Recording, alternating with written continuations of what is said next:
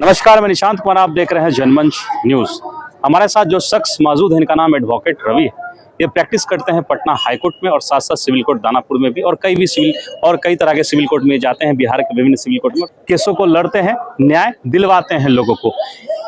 एक मुद्दा इनका बना हुआ है न्याय का, कि केवल लोगों को न्याय दिलवाना है और सिर्फ और सिर्फ न्याय के लिए जीना है। मैं यहाँ पहुँचा हूँ कि न्यायिक की लड़ाई आप किस प्रकार और कैसे लड़ते हैं, एक उदाहरण के रूप में आप मुझे बताइए कि किस तरीके से न्यायपालिका की कार्यशैली चल रही है। बताइए रवि जी, क्या कहना चाहेंगे? नमस्कार जी, सर्वप्रथम आपके इस चैनल को इस सराहनीय कार्य के लिए ढेर सारी शुभकामनाएं। सबसे पहले मैं इस मामले को नटशेल में समझाना चाहता हूँ। मामला सन 2024 की है, जिसमें कहा जाता है कि रूपसपुर थाने को यह सूचना मिलती है कि 28/5/2024 को एक व्यक्ति गोला रोड स्थित एक गोदाम में चोरी करते हुए पकड़ा गया। और इसके बाद उस व्यक्ति ने अपना नाम इंद्रजीत कुमार, पिता नन्हुक शाह, ग्राम मखदूमपुर, दीघा बताया। इस व्यक्ति को उसी समय कहा जाता है कि गिरफ्तार कर लिया गया, और गिरफ्तारी काफी लंबे समय से उस गिरफ्तारी में ये व्यक्ति जो है उसमें न्यायिक हिरासत में थे। जुर्म इस मामले में जो धारा 380 है, आईपीसी की धारा 380 और आईपीसी की धारा 511, इन दोनों धाराओं में केस दर्ज होता है। रूपसपुर थाना कांड संख्या 339/2024। एक बार मैं ब्रीफ दे देना चाहता हूं कि आईपीसी की धारा 380 क्या कहती है। आईपीसी की धारा 380 कहती है कि जब कोई व्यक्ति किसी तंबू, इमारत, जहाज, यानी जहां पर लोग रहते हैं, निवास करते हैं, वहां चोरी करता है तो उसे अधिकतम 7 साल की सजा है और जुर्माना, दोनों से दंडित किया जा सकता है।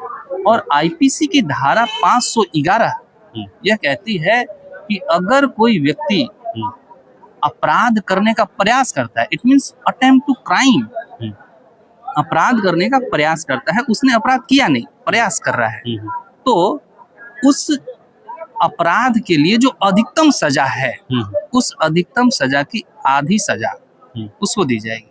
यानी इन दोनों धाराओं में इनको न्यायिक हिरासत में रखा गया।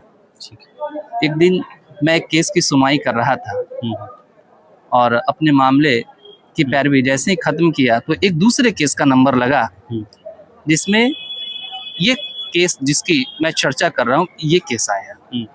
क्या कहना चाहेंगे? मैं आपके चैनल के माध्यम से सर्वप्रथम तो माननीय न्यायालय का धन्यवाद व्यक्त करना चाहता हूँ कि उन्होंने सत्य के पक्ष में देर से ही सही, लेकिन जैसे ही उनके सामने यह मामला आता है तो उन्होंने इसमें काफ़ी त्वरित फैसला दिया।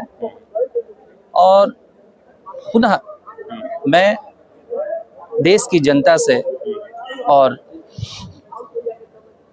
सभी देश के जो नागरिक हैं और जिनके भी घर वाले न्यायिक हिरासत में हैं, मैं उनसे ये अपील करना चाहता हूँ कि कृपया आप अपना पक्ष माननीय न्यायालय के समक्ष आकर अवश्य रखें।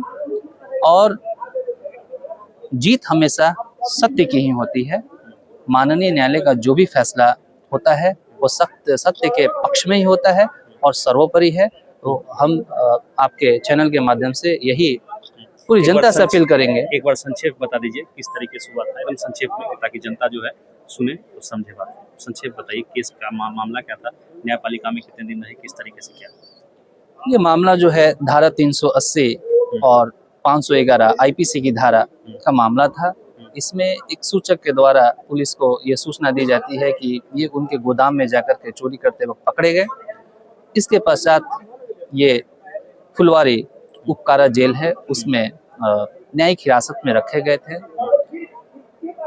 लगभग 500 अवधि बीतने के बाद 573 दिन की जब अवधि बीती थी, अगर मैं सही हूं तो उस समय यह मामला मेरे संज्ञान में आया और मैंने इसके ऊपर जो है कार्रवाई करना शुरू किया, अपना पक्ष रखना शुरू किया और जी, और इनको न्याय दिलवाया। आज जेल से बाहर हैं। माननीय न्यायालय का धन्यवाद मैं पुनः प्रकट करना चाहता हूँ। ये मामला किस थाने का है? ये मामला रूपसपुर थाना, कांड संख्या 339/2024 उसमें ये मामला है। और मैं ये मामला अभी वर्तमान में साक्ष्य पर रखा गया है, तो मैं इसमें अंतिम दम तक इनके साथ हूँ, इनके साथ खड़ा हूँ।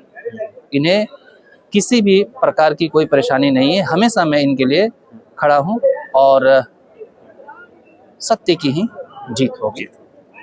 आप इतने दिन न्यायिक हिरासत में थे, इतने दिन बाद आप जेल से बाहर आए, इंस्पेक्टर भी आपको 19 महीने के बाद जेल से निकले। हमको फंसाया गया था, उसके बाद इनसे संपर्क किए, कोर्ट में आते थे अपना हाजिरी देने के लिए, फिर अपना अब हाजिरी देने के लिए इनसे मिले, इसे हमको बेल फाइल करवाए किए, उसके बाद हमको बाहर अच्छा, आपको लगता है कि न्यायपालिका द्वारा आपके साथ अन्याय हुआ? न्यायपालिका के द्वारा आपके साथ अन्याय हुआ? नहीं, आपको इंसाफ लगा, आप संतुष्ट हैं? हाँ संतुष्ट है, जेल के अंदर किसी प्रकार की परेशानी दिक्कत होती थी? कोई दिक्कत नहीं है, कोई दिक्कत नहीं। तो ये थे हमारे साथ एडवोकेट रवि जी। जैसा कि मैंने आपको बताया कि ये विभिन्न सिविल कोर्ट में प्रैक्टिस करते हैं जाके, और पटना हाईकोर्ट के मुख्य रूप से ये एडवोकेट हैं। 573 दिन बीतने के बाद जो है कि नहीं कैदी इनके पास आता है और कहता है कि साहब हमें जमानत नहीं मिली है, कृपया मेरी कोई मदद करे। तो एडवोकेट रवि केस लड़ने का काम करते हैं, उनको न्याय दिलाते हैं, इनको जेल से बाहर निकालते हैं। आज 13 जनवरी 2026 है और ये जेल से बाहर, जैसा कि कैदी को आपने पूर्व में सुना होगा कि न्यायपालिका की स्थिति अभी अच्छी चल रही है फिलहाल भारत में, और देश हमारा संविधान से चल रहा है और बहुत अच्छे तरीके से चल रहा है। इनका ये मानना है, एडवोकेट रवि का ये मानना है। यही मैं कहना चाहूँगा कि आप लोग सुरक्षित रहिए, सतर्क रहिए और हमेशा न्याय की लड़ाई लड़ते रहिए। हम फिर मिलेंगे आपसे एक और खबर के साथ। देखते रहे हमारे साथ जनमंच। जय हिंद, जय भारत।